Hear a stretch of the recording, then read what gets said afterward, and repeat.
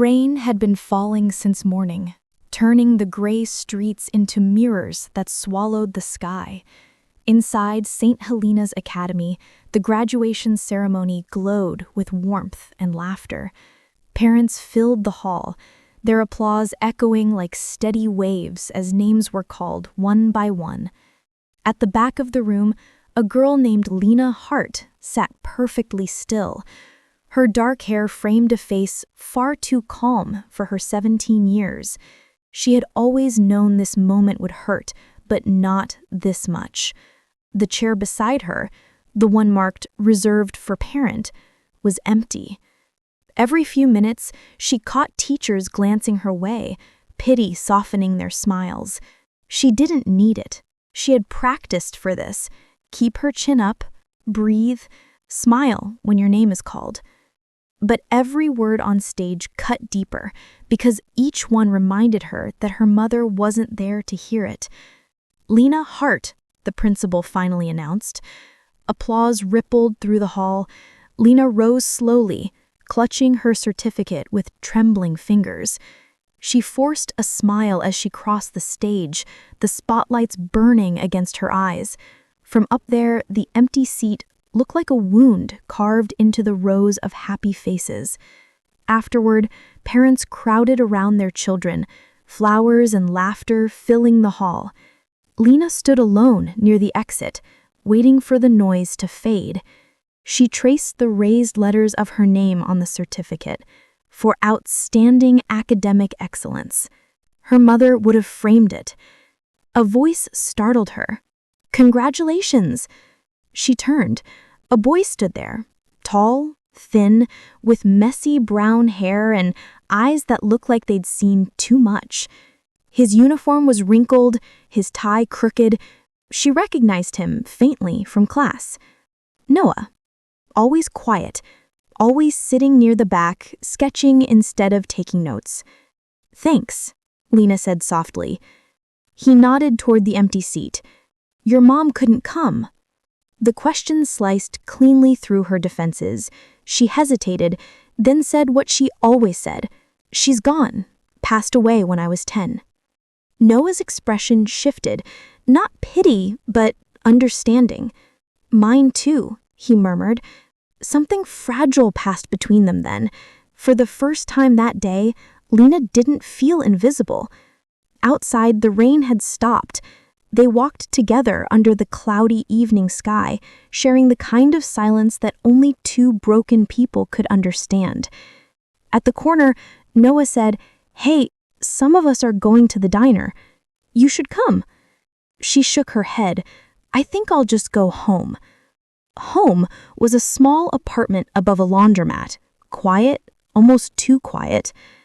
Her guardian, Aunt Miriam, worked late shifts at the hospital. The moment Lena stepped inside, she felt the emptiness pressing down again. She sat at the kitchen table, the certificate lying in front of her like an unanswered question. She wanted to cry, but she couldn't. Her mother had taught her not to. Crying doesn't change what's gone, sweetheart. It only shows what's left. She whispered into the stillness, "What's left now, Mom?" That night, she dreamed of her mother's voice, soft, humming a lullaby she hadn't heard in years. The next morning, she found an envelope slipped under her door. No name, no stamp, just a folded piece of paper inside. "You're not as alone as you think. Meet me at the old church at sunset." She frowned. The handwriting was rough, unfamiliar. She almost threw it away, but something about it felt personal. She folded it carefully into her pocket. At sunset, the old church loomed at the edge of town, its windows broken, its bell long gone. She stepped inside cautiously. Dust floated in the amber light. "Noah?" she called. A figure appeared near the altar. It was him. "You wrote this?" He nodded. "I had to show you something." He led her to one of the pews. On it lay a stack of sketchbooks, his. The covers were worn, pages filled with charcoal portraits of faces, people from school, from the orphanage he'd grown up in. He opened one page. It was her mother. Lena froze. How do you know her? Noah's voice trembled. I didn't. Not really. But years ago, at the orphanage, a woman used to visit. She'd bring food, books, sometimes toys. Everyone called her the lady with kind eyes. She used to talk about a daughter she missed, said her name was Lena. Lena's throat tightened. That's impossible. My mom was sick. She came even when she was weak, Noah said. And the last time I saw her, she said something I never forgot. He opened another sketch, this time a small girl holding flowers. Beneath it, in careful handwriting, "Tell my daughter she's stronger than I ever was." Tears blurred Lena's vision. Her hands shook as she touched the drawing. "You're saying she came to you before she—" Noah nodded. "She helped us when she had nothing left. I thought you should know that." For a long moment, neither spoke. The fading light painted the walls gold and red, like a sunset trapped in glass. Finally, Lena whispered, "Why me? Why tell me now?" "Because today, when I saw your empty seat, I realized something. You lost your mother. I lost the only person who ever felt like one. Maybe we both needed to remember what she gave us." Lena looked at him, really looked at him. The loneliness behind his eyes, the quiet strength.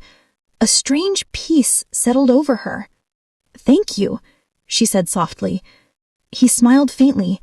"She'd be proud of you, Lena." Outside, the streetlights flickered on, scattering light across the cracked steps of the church. They walked together into the night, their footsteps echoing in unison. When she got home, she placed the drawing beside her mother's old photo on the shelf. For the first time in years, she didn't feel hollow. She felt connected. The next few weeks passed in a blur of new beginnings. She and Noah started meeting at the diner, talking for hours about everything and nothing. They were both broken in different ways, but together they fit, like two missing pieces from the same story. But fate, as always, had its own cruel rhythm.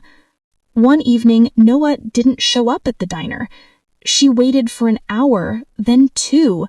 The waitress handed her a folded napkin left behind, scrawled in hurried writing, "If anything happens, remember what she said. You're stronger than you think." Her heart sunk.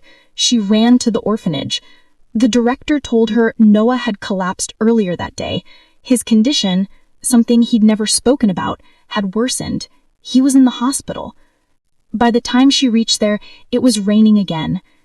She stood outside his room, watching through the glass.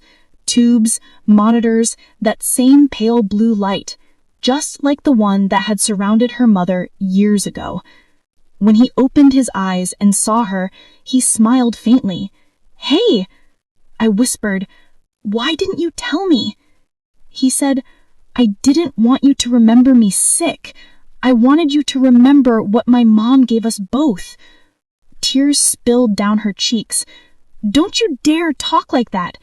He reached for her hand, his grip weak but warm. "She gave me hope, Lena. You gave me peace. That's enough for me." The machines beeped softly in rhythm, like a lullaby fading into silence. The hospital corridors were quiet except for the distant hum of machines and the faint scent of antiseptic. Lena sat outside Noah's room, her hands wrapped around a paper cup of coffee that had gone cold hours ago. Through the small glass window she could see him, his chest rising and falling, his face pale against the white sheets. Doctors had said his condition was serious, but they spoke in words that blurred together. Late diagnosis, organ failure, transplant waitlist. None of it sounded like hope. She pressed her forehead against the glass. "You're not leaving me," she whispered. Inside, Noah stirred. His eyes fluttered open, searching the room until they found her. Even through the glass, his smile tried to be brave. When she stepped in, he greeted her softly. "You came back." "I'm not going anywhere. Lena said, forcing a shaky smile. He gestured weakly toward the chair. You should sit. You look exhausted. She sat, holding his hand between hers. His skin felt too cold. For a moment, neither spoke. The rain tapping against the window filled the silence. Finally, he said, I was going to tell you, about my heart condition, but you already had so much pain. I could have handled it. You don't have to protect me. He chuckled weakly. That's the thing about people like us. We keep trying to protect others because no one protected us. His words hit deeper than he realized. Over the next few days, Lena spent every moment by his side. She skipped her part-time shifts, ignored her phone, and lived in that narrow slice of time between fear and denial. The nurses began to recognize her. One even left extra blankets near the chair where she slept. Every morning, she'd wake to the steady rhythm of the monitors, her proof that he was still alive. But the rhythm grew weaker with each passing day. One afternoon, as she rearranged the flowers on the table, a nurse entered holding a sealed envelope. This was found in Mr. Noah's belongings. He asked that it be given to you if he couldn't. She trailed off, the rest of the sentence dying in the sterile air. Lena's fingers trembled as she took the letter. Her name was written on it in Noah's uneven scrawl. She stared at it for a long time before finally opening it. Lena, if you're reading this, it means I couldn't tell you myself, but I need you to know something important before I go. When your mother came to the orphanage, she didn't just bring gifts, she brought me a reason to stay alive. I was angry, lost. She told me stories about you, how bright you were, how strong. She said she wanted to see you live the life she couldn't. Before she left for the last time, she gave me something. She said, when she's ready, give it to her. I think now's the time. Look inside the wooden box at the church. She loved you, Lena, more than you'll ever know. Noah. Tears blurred the ink, her mother's secret box. She ran through the rain, her heart pounding until the old church came into view. The heavy doors creaked as she pushed them open. The air smelled of dust and memory. She searched every pew, every corner, until her fingers brushed against something beneath the altar. A small wooden box, smooth and worn, tied with a faded ribbon. Inside were two things, an old photograph and a folded letter. The photograph showed her mother, younger, smiling beside a boy, Noah. Her breath caught. Her mother had known him longer than she thought. She unfolded the letter with trembling hands. My sweet Lena, if you're reading this, I'm no longer by your side, but please don't be angry that I kept secrets. I met Noah at the orphanage when he was just a child. He reminded me of you. Kind eyes, quiet heart. I helped him because I saw what love could still do even when time was running out. You must never let grief turn you into stone, my love. Help others when you can. That's how you'll keep me alive. And if the boy who finds this letter still remembers me, tell him I was proud of him too. Be strong, my girl. Always. Mom. Lena sank to her knees, clutching the letter to her chest. The church echoed her sobs, the rain outside falling like the world was crying with her. When she returned to the hospital, her hair was soaked, her hands shaking. She burst into Noah's room, breathless. I found it, the letter. She knew you. She wanted me to find it. Noah smiled faintly. Then she got her wish. You're going to be okay, Lena insisted. There has to be something we can do. He looked away. The doctors say I need a transplant, but there's no match. Her eyes filled with determination. Then we'll find one. But even as she said it, a nurse entered speaking softly to the doctor in the corner. She caught a few words, critical, no donor available, time running out. She stepped into the hallway, the world spinning around her. That was when she saw the poster. Organ donor registry. Save a life. Something inside her snapped into place. That night she sat by Noah's bed as he slept, his breathing shallow. She held his hand and whispered, You told me I'm stronger than I think. Maybe this is what you meant. The next morning she met the doctor in private. Her voice was calm, steady. If I'm a match, I want to donate, whatever it takes. He hesitated. "Miss Hart, this isn't a simple procedure. There are serious risks, and your compatibility—" "Run the tests," she said firmly. Hours turned into days. Finally, the doctor came back, eyes solemn. "You're a partial match. The transplant could work, but it's dangerous. You'd have to give more than most could survive losing." Her lips trembled. "If it gives him a chance, I'll do it." When Noah woke and found out, his reaction was fury and fear. "Are you insane? Lena, you can't risk your life for me." She gripped his hand. "You said she gave you hope, right? Let me finish what she started." He shook his head, tears streaming. "I won't let you." "You don't have a choice," she whispered. The room filled with silence, the kind that hurts more than words. That night, Lena sat by the window, staring at the city lights. She remembered her mother's words, "Be strong, my girl." And she decided. In the quiet hours before dawn, she signed the papers. The surgery was scheduled. When Noah learned, it was already too late to stop it. He shouted her name as the nurses wheeled her past his room, her face calm beneath the hospital lights.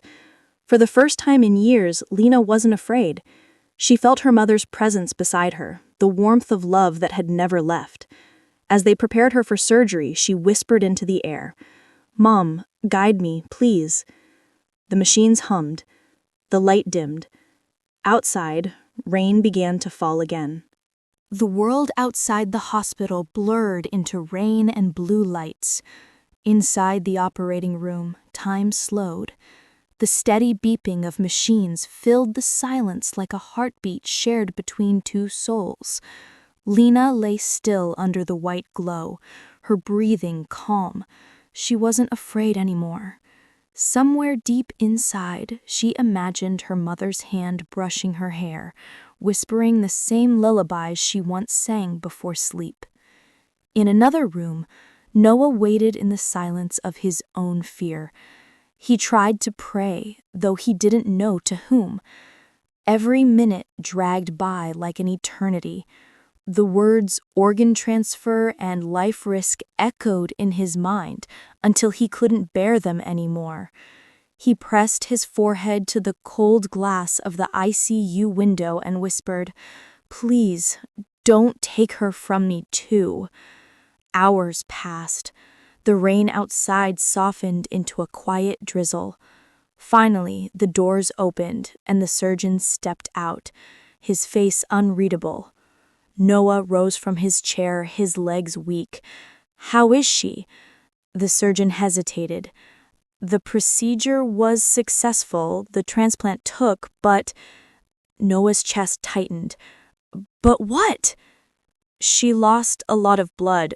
Her heart stopped twice during surgery. We did everything we could." The words shattered in his ears before he even understood them. The world turned silent except for the faint hum of machines behind the door. Noah sank to his knees. The letter, the sketches, her laughter, all of it flashed in fragments. He had survived, but he couldn't finish the thought. When he finally opened his eyes, dawn was breaking outside. The rain had stopped. The sky was painted in soft pinks and golds, the same colors Lena's mother used to wear in her favorite scarf, the one she often carried folded in her bag. He stood outside her room. Through the glass, she looked peaceful, pale, but beautiful. The sunlight touched her face like a gentle goodbye. A nurse entered quietly. "She asked us to give you this if she didn't make it." She handed him an envelope. His trembling fingers opened it. "Noah, if you're reading this, I guess I finally made my mother proud. She always told me that love isn't about holding on. It's about letting go when it matters most. You once told me she gave you hope. You gave me something too. You made me believe that even the broken can still be kind. Promise me you'll live, paint, draw, breathe. Tell people about her, the woman with kind eyes. Tell them about us, not the sadness, but the love that survived it. And if one day you ever feel alone again, look at the stars. I'll be there in the quiet light, reminding you that you were never truly alone. With love, always, Lena. He pressed the letter against his chest. The tears came, not loud, not desperate, but quiet, like the kind you cry when you know the world won't ever be the same. For days he stayed near her room. The doctors called it recovery time for him, but he knew it was more than that. It was the space between two lives, the one he lost and the one she gave him. One afternoon, the orphanage director came to visit. She had known both of them since they were children. Noah from the beginning, Lena since her mother's last visit. She placed a small box on the table beside his bed. She said, "Lena left this for you." Inside was a sketchbook. On the first page was a drawing of the church, the place where everything began. Beneath it, her handwriting read, "For the boy who reminded me of her kindness." The pages that followed were drawings of moments they had shared. Her graduation, the diner, his hospital room, their hands intertwined. Each sketch was alive with emotion, lines trembling but full of love. Noah's tears fell onto the pages, smudging the graphite, blending it into something softer. He spent the next few months recovering. The doctors said his new heart was strong. They didn't know it once belonged to the girl who had taught him how to live again. He never told them. Some things didn't need to be explained. When he was finally discharged, he walked straight to the old church. The evening light streamed through the broken windows, turning the dust into floating gold. He sat in the same pew where they had first spoken about her mother. In his hands, he held her scarf, the one she used to wear every winter. He laid it on the altar beside a single white lily and whispered, "You kept your promise, Lena. You saved me." The silence felt alive, almost breathing with him, and for a brief second he thought he heard her voice. "You're stronger than you think." Years passed. Noah finished his art studies. He turned his sketches into an exhibit called The Seat Beside Me. The first painting in the collection showed a graduation chair left empty, sunlight falling over it like a blessing. People came from all over to see his work. They didn't know the story behind it, but they felt it. The loss, the love, the sacrifice that lived in every brushstroke. One day, an old woman approached him at the gallery. Her hair was silver, her eyes kind. She looked at the painting of the girl with the hospital bracelet and whispered, "She looks like someone I once knew." Noah smiled gently. "You probably did." The woman touched his arm. "You've painted pain beautifully, but also peace." He nodded. "She taught me both." After the exhibit closed that night, Noah stayed behind. The gallery lights dimmed, leaving only the soft glow of the paintings. He stood before the last canvas, a field of stars, scattered across a dark sky. Hidden among them was a faint silhouette of a girl looking upward. Beneath it were the words, "Even in death, love remembers." He reached out, brushing his fingers across the paint. "Good night, Lena." Outside, the night was clear.